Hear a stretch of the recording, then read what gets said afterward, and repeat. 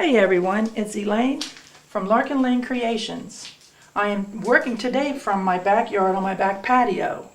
A little while back someone gave me this old desk drawer and thought I could do something with it. Imagine that. But anyway, I did.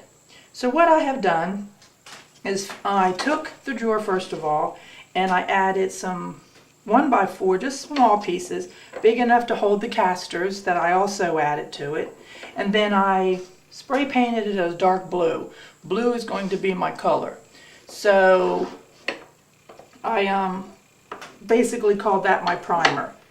And then the paint that I wanted to use, well, let me go back here. This is the primer that I used. And it is paint and primer, so I figured it was going to be perfect for what I wanted to do. Next thing I used was glitter paint. Now I have to tell you, this stuff is pretty hard to use. It gets clogged. I shook this can for probably 15 minutes trying to make sure that the glitter wasn't all settled and would clog it. But this is my second can. The first can I couldn't get to spray at all. So the directions call for you to then top coat everything with some kind of sealant. So that's what I did. So those are the layers on here. But I want to go back to the glitter paint. This one also did clog. You spray for a while and it clogs.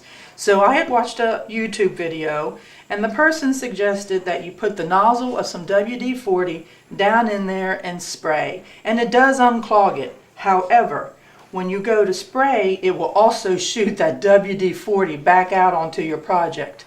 So you need to be ready with a little rag or something that you can daub that up, because you don't really want that on the oil spots on your project. So then after everything had dried, I left a day in between each layer. I then added some what I think are pretty knobs to go with the glitter paint. So that's that project, and it's complete and it's ready to go on out the door to a new home. So as you can see, what I have down that I spray painted on was carpet samples. I used the carpet samples in order to protect my patio table. I thought it would be good and thick and sturdy, that nothing would really soak through. I figured they had backing on them. These pieces actually have like a vinyl backing on them, so they're definitely going to be tougher. So therefore I figure I'm kind of upcycling the carpet samples as well as this old desk drawer. And I got to thinking about this carpet being on my table. I've recently started to tea stain and coffee stain paper. And I was watching Nick the Booksmith, and she had this big table and she was putting her paper out to dry after she had tea stained it. And I said, you know what? That'd be a good idea. So I'll probably lay down a layer of paper towels, but I think this would be a good place for me to do my paper and let it dry naturally.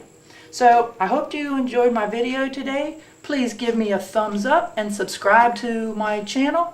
I would greatly appreciate it. Y'all have a good day. Bye.